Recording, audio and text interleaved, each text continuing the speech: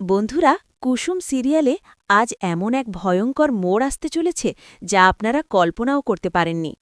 যে গাঙ্গুলি কোম্পানিকে নিয়ে ইন্দ্রাণী গাঙ্গুলির এত গর্ব, সেই কোম্পানির সম্মান কি আজ এক নিমিষেই ধুলোয় মিশে যাবে?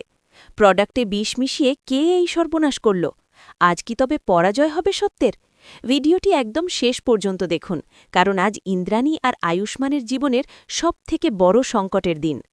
সিরিয়ালের আজকের নতুন প্রোমোতে দেখা যায় আয়ুষ্মান একেবারে দিশেহারা হয়ে বাড়িতে ফিরে আসে। সে ইন্দ্রাণীকে এক হাড় হিম করা খবর দেয়। আয়ুষ্মান বলে, মা, আমাদের কোম্পানির নতুন ফেস ক্রিম ব্যবহার করে নাকি অনেকের মুখে ভয়াবহ রিয়াকশন হচ্ছে, মানুষের স্কিন জঘন্যভাবে নষ্ট হয়ে যাচ্ছে মা। আয়ুষ্মানের এই কথা শুনে ইন্দ্রাণীর পায়ের তলা থেকে যেন মাটি সরে যায়, কিন্তু তিনি দমে যাওয়ার পাত্রী নন।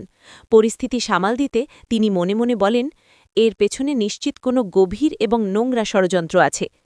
ইন্দ্রাণীর এই বিপদে সবথেকে বেশি পৈশাচিক আনন্দ পেতে দেখা যায় দেবলীনাকে। সে আড়ালে দাঁড়িয়ে হাসতে হাসতে বলতে থাকে, মাই এক্স শাশুড়ি, এবার আপনার এতদিনের তিল তিল করে গড়ে তোলা মানসম্মান ধুলোয় মিশিয়ে দেওয়ার সময় চলে এসেছে। দেবলীনার এই পৈশাচিক হাসিই প্রমাণ করে দেয় যে গাঙ্গুলি কোম্পানির ক্রিমে বিষ মিশানোর পেছনে তারই হাত রয়েছে। তার একমাত্র লক্ষ্য হল গাঙ্গুলি পরিবারকে পথে বসানো।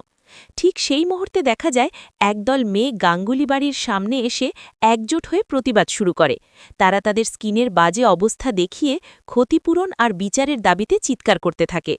পরিস্থিতি আয়ত্তের বাইরে চলে যাচ্ছে দেখে আয়ুষ্মান এবং ইন্দ্রাণী দুজনেই চরম বিপদে পড়ে যান।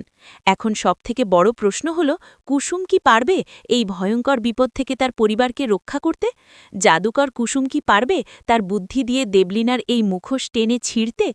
ইন্দ্রাণী গাঙ্গুলি কি পারবেন তার হারানো সম্মান ফিরে পেতে, নাকি দেবলীনার চালে এবার সত্যিই সব শেষ হয়ে যাবে?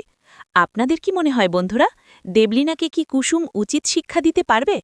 আপনাদের মতামত আমাদের কমেন্ট করে অবশ্যই জানান।